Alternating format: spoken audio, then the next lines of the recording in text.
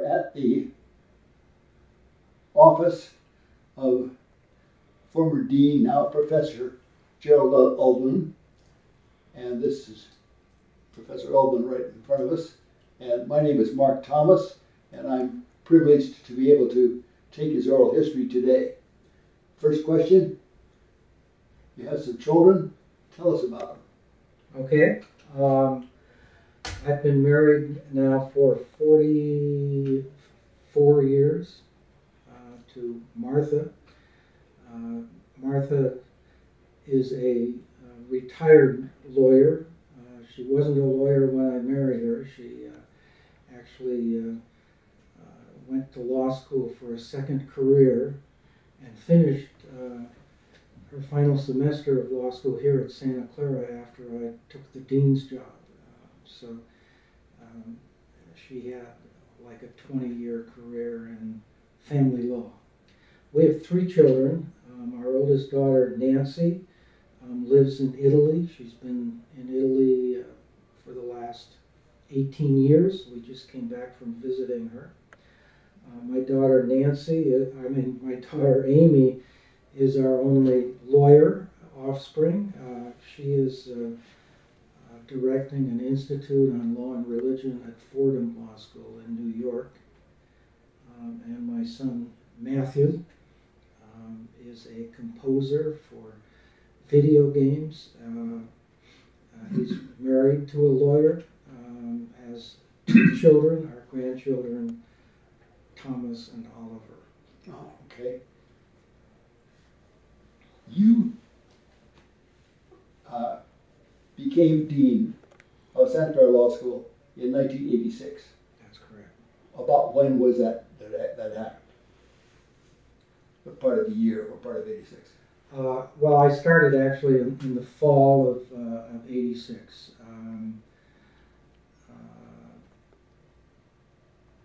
I succeeded George Alexander, although there was an interim dean for 1 year during the transition.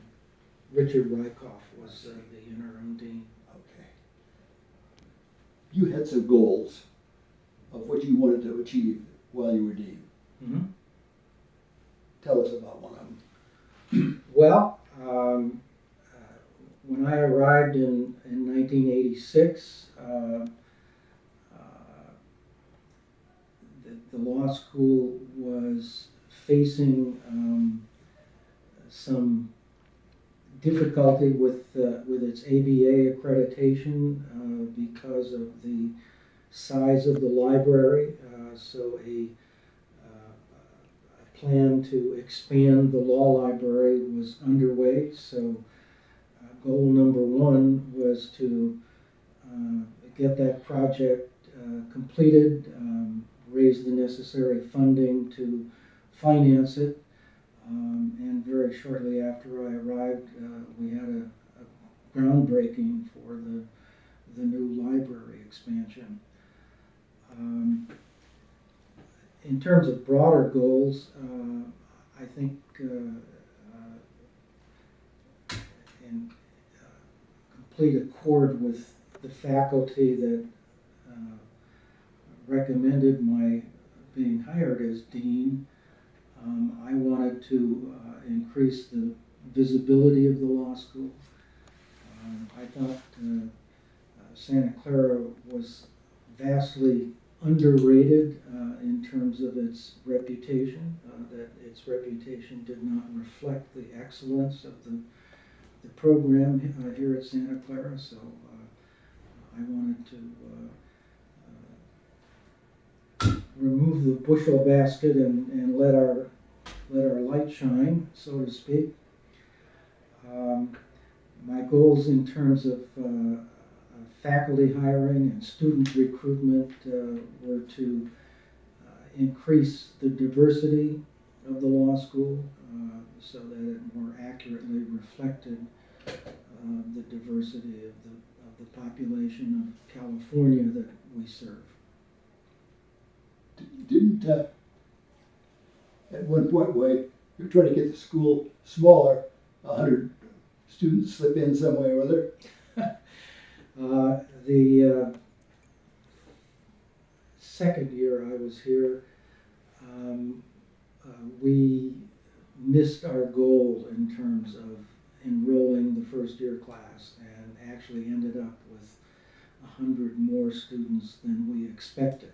I think in part that was kind of the unanticipated fruits of our success, that all of a sudden our yield rate went dramatically up, and we ended up having to add sections, first year sections for virtually all of the classes, and that created a problem that lasted 3 years until those students graduated. Then we reverted to our former size. Here's a picture at the groundbreaking of the Uelmen Law Library. Yes, indeed. Got any recollections about that? I sure do. I invited John Vandekamp, a very good friend who was serving as Attorney General at the time, to speak at the groundbreaking, and Ed Heafy and Richard Heafy are both here with shovels in hand. It was a very exciting undertaking.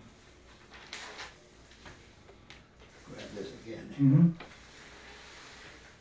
But that was concrete results of your work.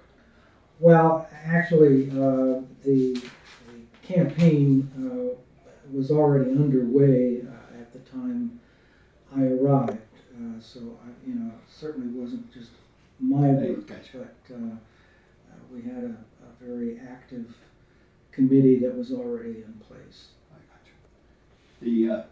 You also had the Pinelli Moot Court. Tell us about that here. Yes.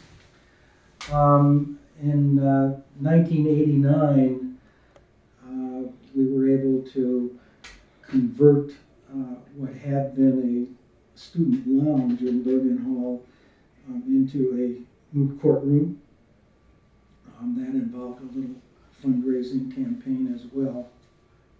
And we named the moot courtroom in honor of Justice Edward Pinelli, a Santa Clara graduate, who was then serving as the chair of the Board of Trustees for the university, and was then sitting on the California Supreme Court. And for the dedication of the Pinelli Moot Courtroom, Justice Pinelli arranged for the entire California Supreme Court to come and sit at Santa Clara and hear arguments. Right, the High Court convened at Santa Clara University, and we produced this poster that you see on the wall for the dedication of the Pinelli Moot Courtroom on November 6, 1989. I'll never forget that day because almost by serendipity, the court's calendar of arguments for that day included the disbarment of one of our graduates who was representing himself and fully demonstrated the justice of his being disbarred. So that was slightly embarrassing, but by and large, it was a very successful event. And then another one of these that you presented, the Salzman Award on the Santa Clara County Bar Association. Yes. Do you remember that one? I do indeed. One of the tasks I took on when I became dean at Santa Clara was serving on the board and as chair of the board of the Santa Clara Bar Foundation, which finances a lot of the public interest work that's conducted by the Bar Association. The Saltzman Award recipient is selected each year by the president of the bar, and the president of the bar that year happened to be Phil Pennypacker, very supportive alumni or alumnus of the law school. Okay. Now, there was also, and I think maybe you mentioned it, diversity was a goal of you. Elaborate on that. Well, at the time, the enrollment of virtually all law schools in the country simply did not reflect the diversity of the population that we serve. So we needed to embark on programs to attract minority students, qualified minority students, to come to Santa Clara. One of the programs I initiated was a kind of a summer camp for high school students to come to Santa Clara each summer, meet some of our alumni, learn about what law school is all about, and we invited minority students to participate in this program, trying to encourage more minorities to think about law as a career. It was really gratifying to see some of those participants in that high school program actually enroll in law school and successfully complete law school in later years. So I think we realized that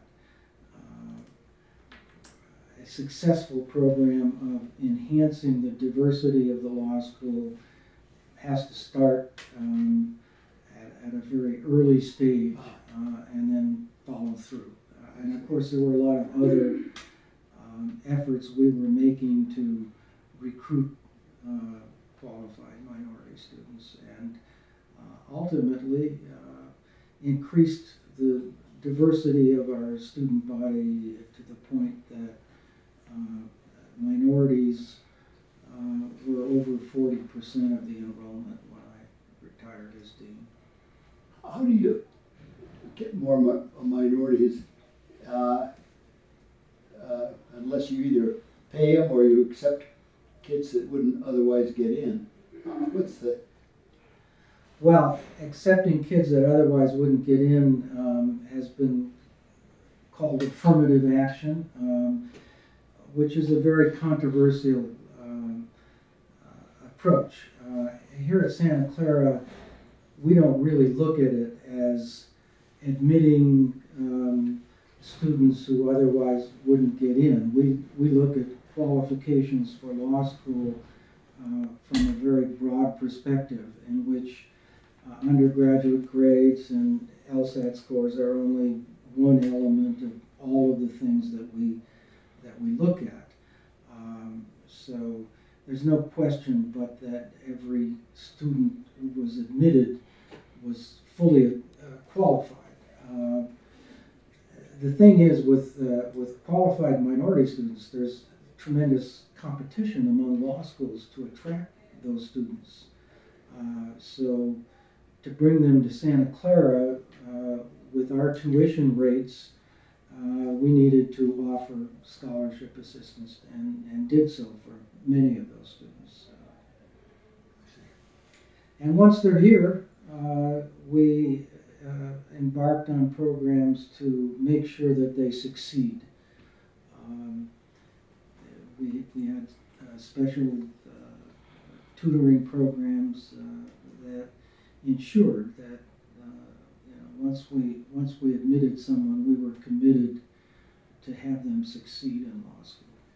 How long did the high school program last? Actually, a remnant of the program is still in existence. We are still bringing high school students, not for the kind of summer program that I described, but but we have similar programs to Okay. encourage them. And I know, obviously, that the minority program has succeeded here in Santa Clara. Anything else about that? Any cause or anything that you look back now and say? Well, yeah, that's what I we- think part of encouraging minority students is having a diverse faculty as well. And that was very much a goal of the faculty even before I arrived. But I think during my 8 years as dean, we were able to make some significant progress in that regard as well, in terms of enhancing the minority representation on our law faculty, as well as the number of women who were serving as law professors. In fact, if I'm not mistaken, every faculty hire that we made while I was dean was a woman. So we really substantially increased the percentage of female representation on our faculty. How about public interest endowment? The public interest endowment initially was one of the unforeseen benefits of the over-enrollment that we experienced when 100 more students arrived than we had anticipated. The university allowed us to retain a substantial portion of the additional tuition revenue that was generated by that over-enrollment. And I allocated that money to start up our public interest endowment. The public interest endowment provides grants to students to work in public interest jobs during the summer, and it provides a very limited form of loan forgiveness for those who take on public interest jobs. The fund is now just over $1 million. So Wow. you say wow, but that doesn't go very far in terms of our goal of loan forgiveness or summer grants. So I think we've got a ways to go to fully fund what we'd like to do. I see. At the near the end of your term,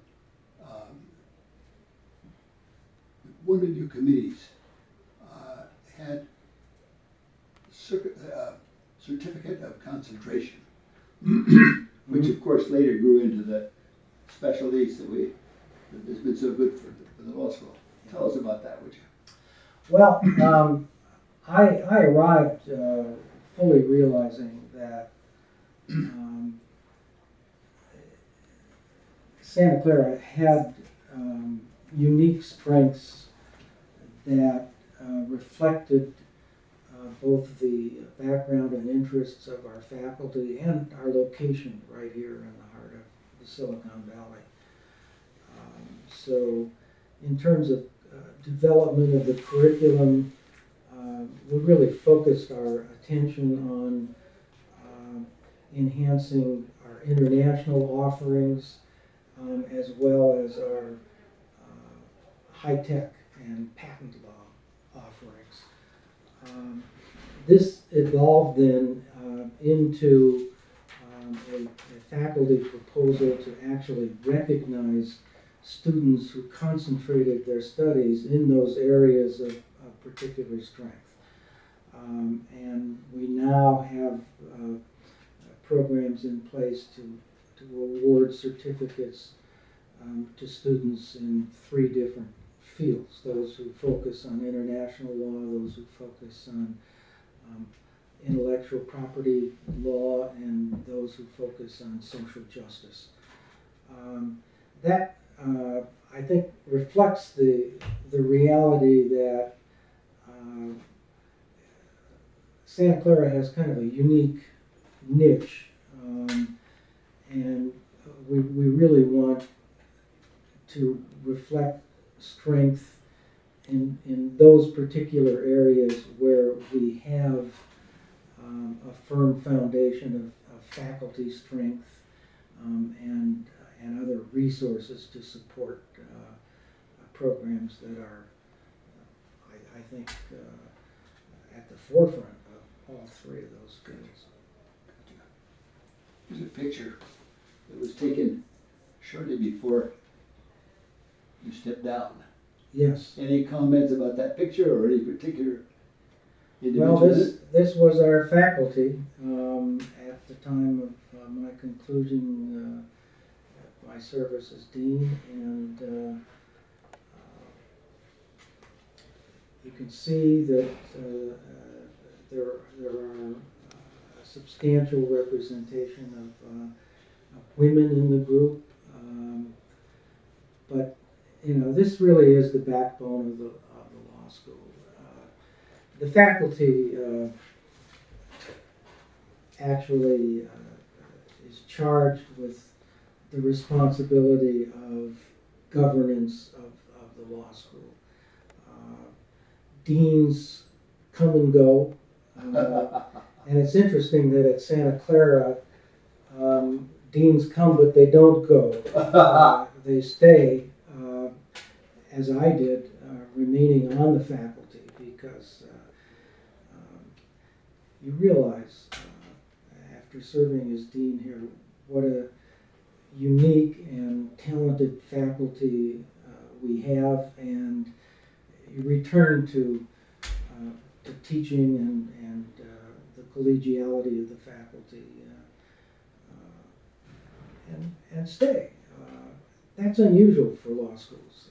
In many cases, deans do come and go, but not at Santa Clara. I see. There's two items here in this page of your scrapbook, Mm-hmm. and one of them is the message of the president from the State Bar of the Criminal Law section, and that was you Mm-hmm. in 1992.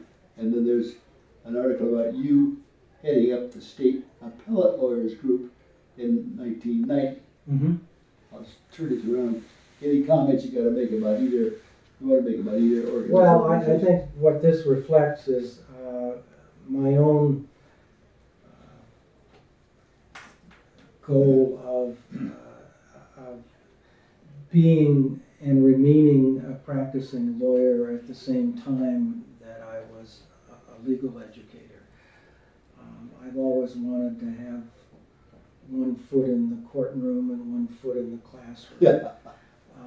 I think it enhances your teaching to be out there and be active in the practice of law. Being dean really puts a crimp on your ability to do much practice, but I did manage to get involved in several cases, even while I was serving as dean.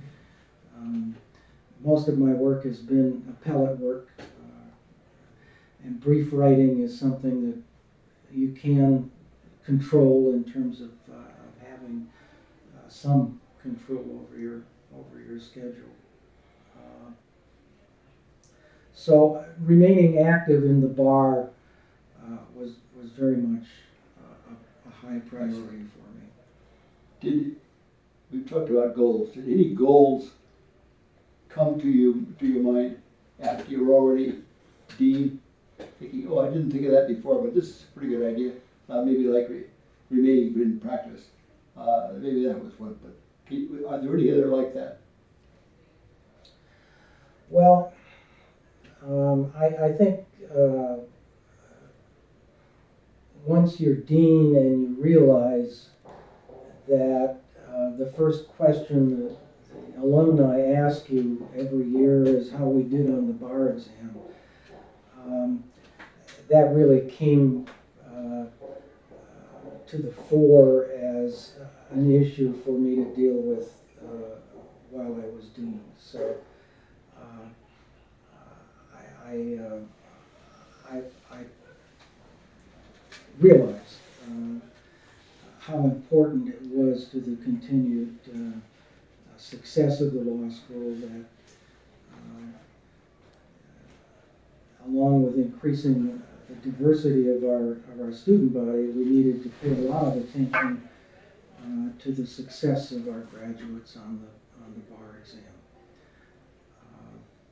I think the primary way in which this was addressed while I was dean was to institute a program of grade normalization so that our academic standards would not be subject to the grade inflation that is a perennial problem for law schools, and to just do more counseling of students to ensure that in their choices in the curriculum they are adequately preparing themselves for the bar exam. The temptation, of course, and I think that temptation is probably enhanced by our specialization programs, our certificate programs, for students is, to take all of the courses that interest them, but not necessarily the tough bar prep courses. So I think we need to do both. I got you. Whenever you talk to somebody about management, it always seems like that the problem with personnel always looms as the biggest, if not the biggest. Was that true with yours? Not that you did have, but the relative problems. Did you have? Was it relatively difficult with personnel as considered as contrasted to problems in other areas? Well, yes. I think I realized soon after I got here that this law school was blessed with just a fantastic staff. And one of the first things I did when I came in as dean was to personally meet with every member of the staff, from the law librarians to the secretaries to the people that cleaned up the place at the end of the day. I really wanted to have a personal relationship with everyone on the staff and have them feel that there wasn't any barrier to coming in and telling me any difficulties or problems they were dealing with.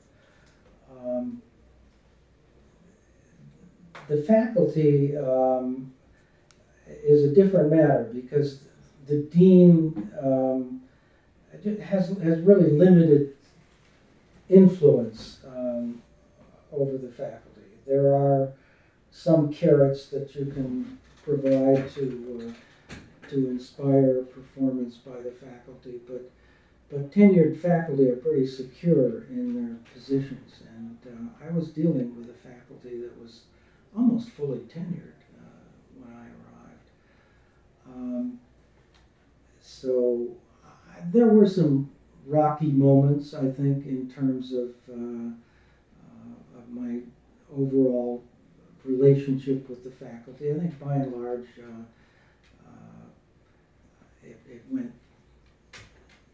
it went well, but there were a few problems that led to the departure of some of our faculty. Let's back up, and we'll take it in stages there. Before you became dean, you graduated from Georgetown, got a master's from Georgetown Law School, Mm-hmm. and then you became a professor at Loyola Law School in Los Angeles. Yes, after 5 years of practice as a federal prosecutor, I, from Georgetown, went back to Los Angeles, joined the staff of the United States Attorney's Office in Los Angeles, and then after 5 years there, I embarked on my teaching career at Loyola Law School in Los Angeles. So I actually spent 16 years at Loyola Law School before I came to Santa Clara. Did you do any defense work while you were in Loyola? Oh yes, I sure did. I participated in the defense of Daniel Ellsberg. I did a number of appeals in the California Supreme Court and the Ninth Circuit Court of Appeals.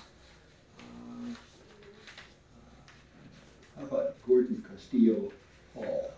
Gordon is actually probably the case of which I'm proudest in my entire legal career. Gordon was a 16-year-old Hispanic youth who was convicted of murder and sentenced to life imprisonment.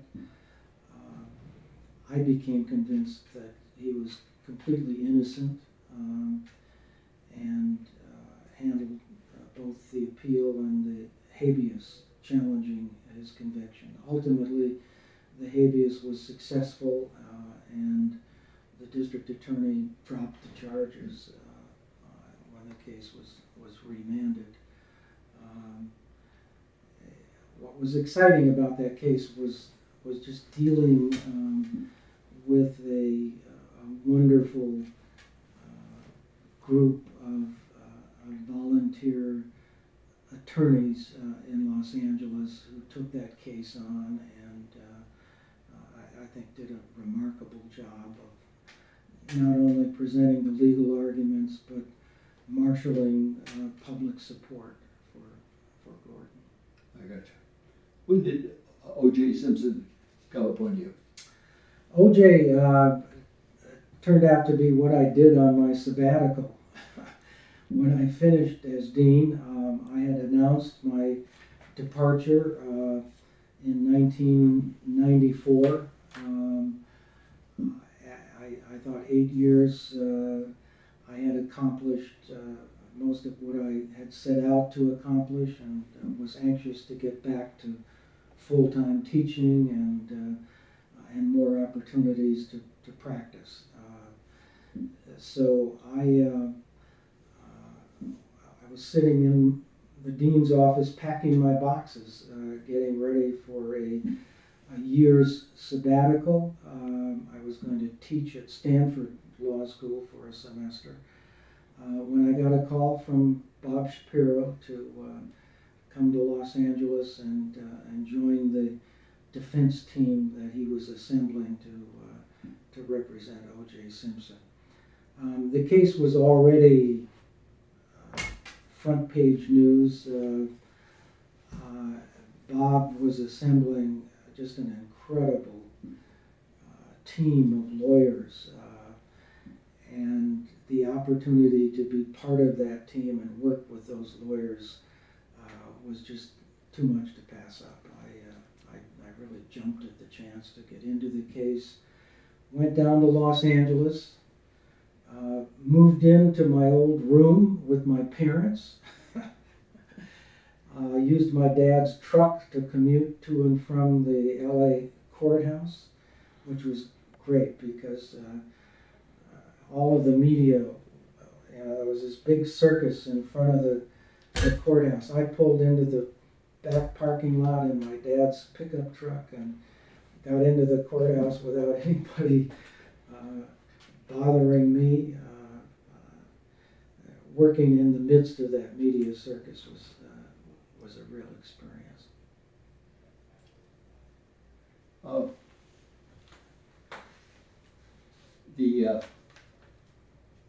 Let's see, I think we mentioned, if not everything, the California Attorneys for Criminal Justice, Mm-hmm. and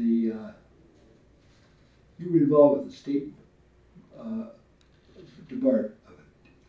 debate over over Proposition 115, with our local district attorney, Leo Himmelsbach. Mm-hmm. How'd you get in that one? Well, California Attorneys for Criminal Justice is the statewide organization of criminal defense lawyers.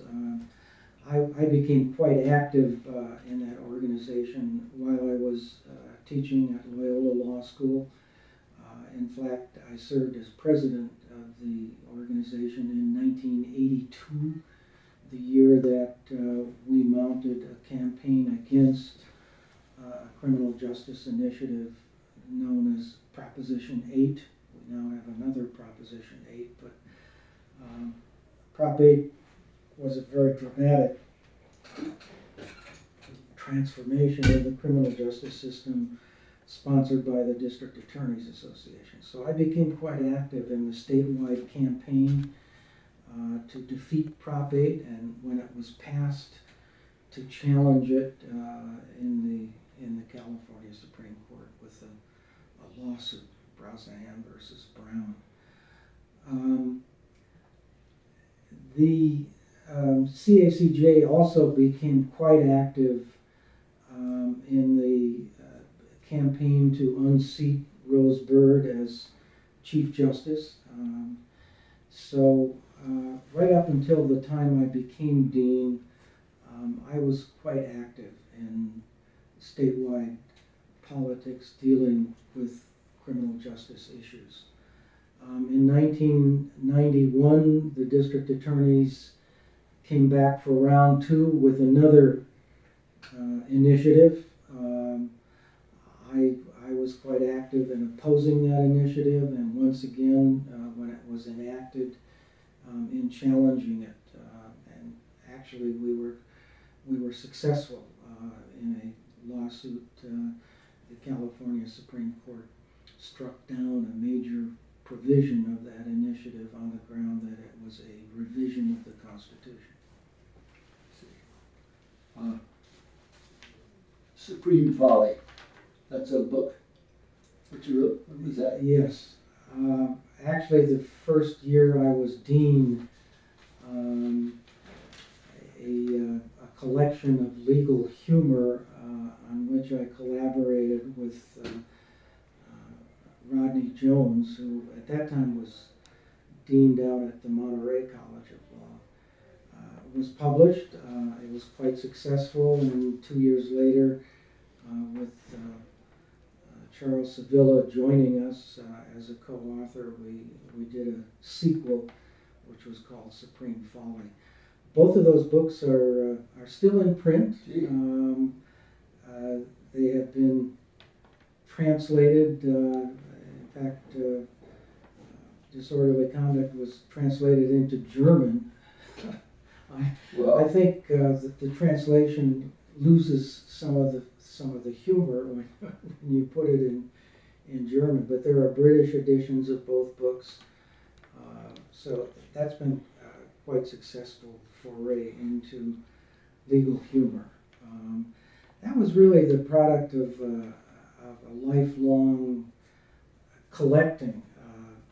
Every time I came across a case or an anecdote that about the law that was amusing, I would clip it out and tuck it away, and ultimately, when I learned Rod was doing the same thing, we combined our collections and produced the book. Speaking of collecting, any of the viewers of this oral history might enjoy going after you on Google, and you go quite a few pages, and there's one little thing right after another, and all these different articles. I mean, there's I think someone would agree with me when you say it was a zillion articles. How come you have so many articles?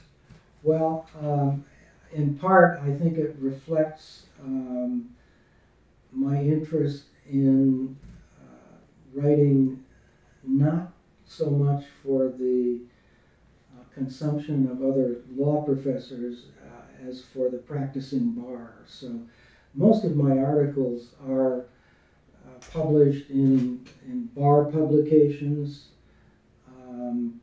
in newspapers. I wrote a lot of op-ed pieces while I was was dean and since. In fact, I still crank out an occasional op-ed for the newspapers. So it looks like a long list, but they're short articles. They are not laden with footnotes and the kind of thing you normally see in a law review. You said a word and I didn't get it. Op-ed?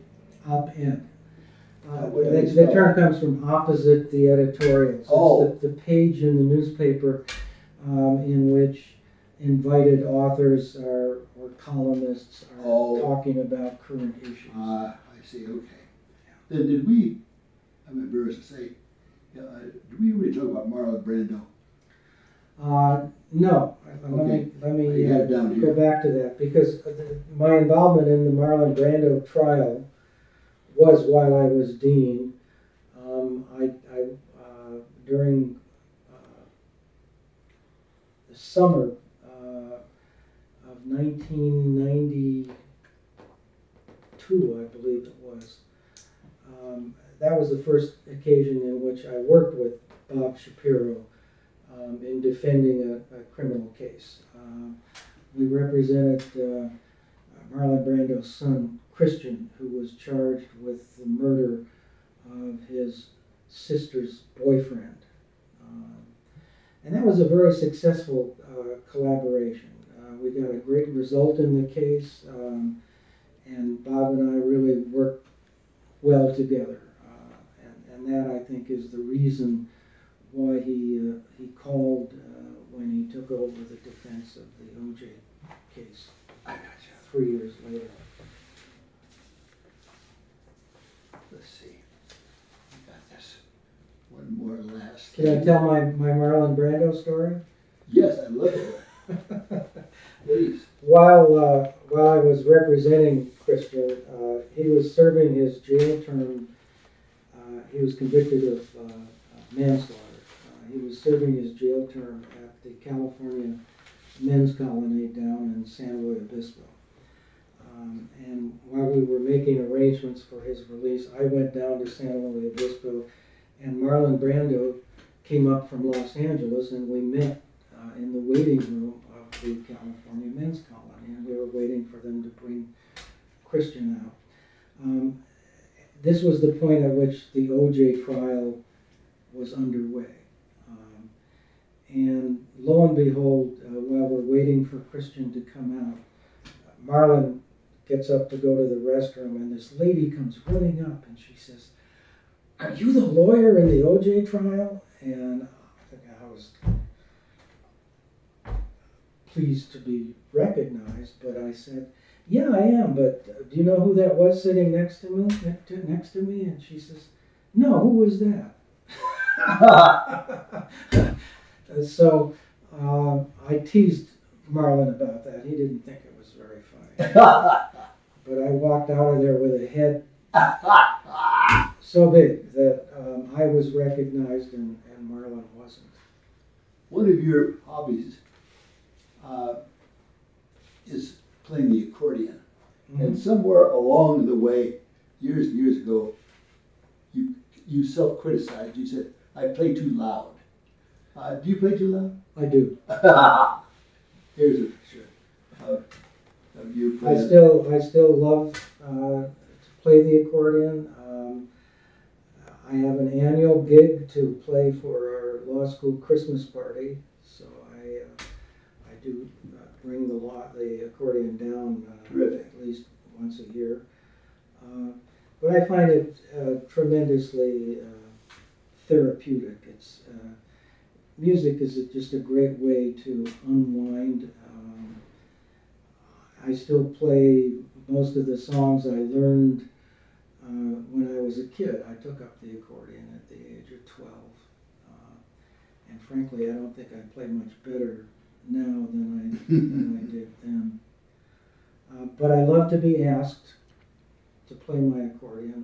I like to tell about how I would carry the accordion around in the back seat of my car waiting for someone to ask me to play, but then I went out to the parking lot and the window was broken and there were 2 accordions in the back. here is a article in a magazine. Mm-hmm. Tell us about the magazine and about the article. Well, California Lawyer is kind of the principal organ that reaches every lawyer in California. It's not actually published by the state bar. It's published by the Daily Journal Corporation. But it is sent free to every lawyer in California, and it's financed primarily by advertising revenue. So this is a great way to reach the bar. I did a lot of writing for the California Lawyer. Every year I do a piece on kind of the year in review of what the California Supreme Court has been up to. And for the last 10 years I've been serving as the chair of the editorial advisory board for the magazine.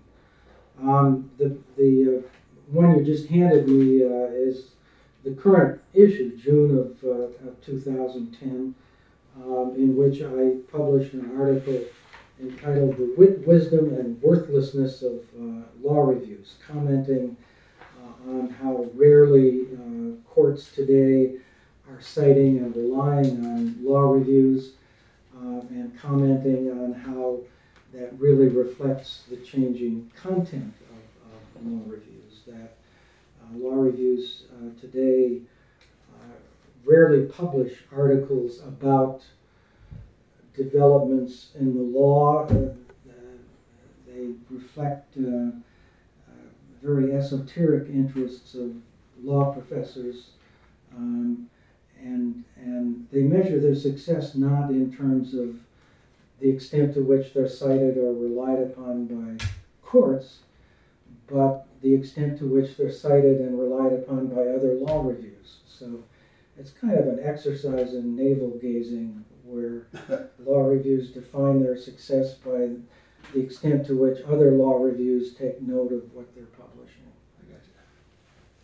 At the very end of your folder, Mm-hmm. you give some advice. Mm-hmm. And does that advice still true? I'm really proud of this. All right, give us some advice Well, so that the listener when may I left- leave this thing with some new knowledge and direction. Okay. When I left as dean, I was invited to actually present the commencement address for the class of 1994. So this was much more than the usual dean's speaking at the graduation ceremony, and I wrote an address about why lawyers are disliked, the vices that lawyers often make them hated, and I tried to contrast the vices with the virtues of lawyers, reflecting on the fact that most of the lawyers' vices are just exaggerated versions of their virtues, and trying to remind the graduates that they need to balance the risk of their virtues becoming vices by staying in touch with who they are. I found a marvelous parallel in a sonnet of Shakespeare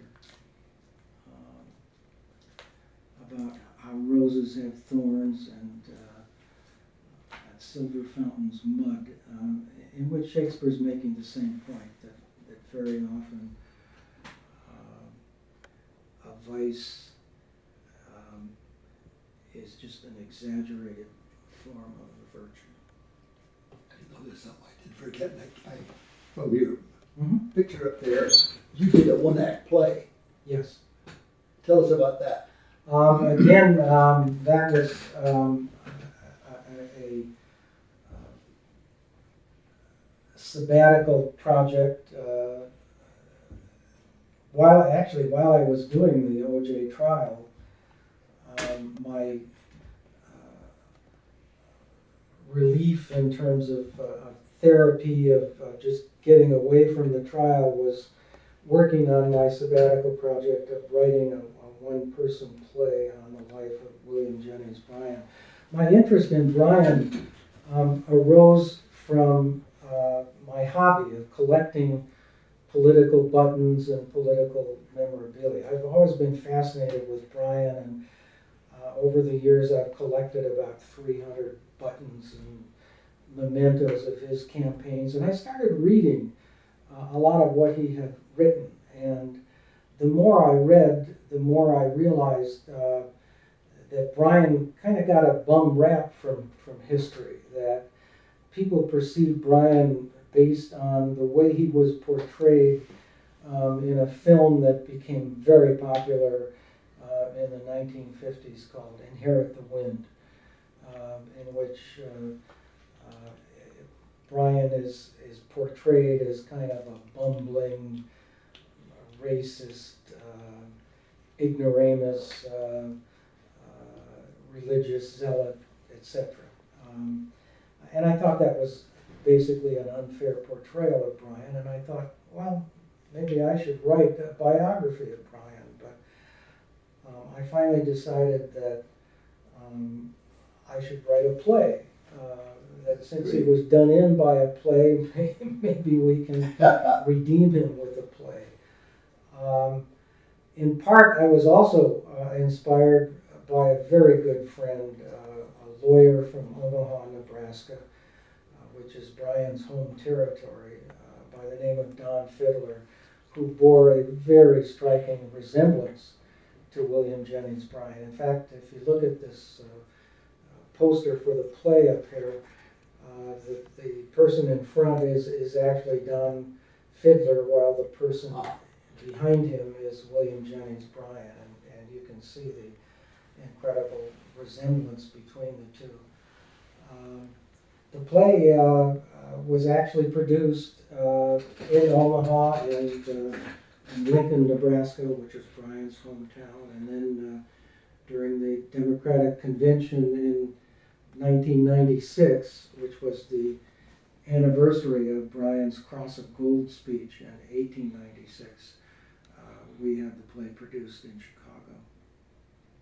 Well, during the course of your oral history, you mentioned a couple of times about, gee, you had the chance to do something and you couldn't give it up. Well, this has been, for me, the chance to take your oral history was something, oh, golly, I've got to do this. Mm-hmm. And I am so grateful to you for letting me be involved, and I thank you, and I think that all the people that see this and read this and think about it will be helpful too. Thank you. It was a pleasure.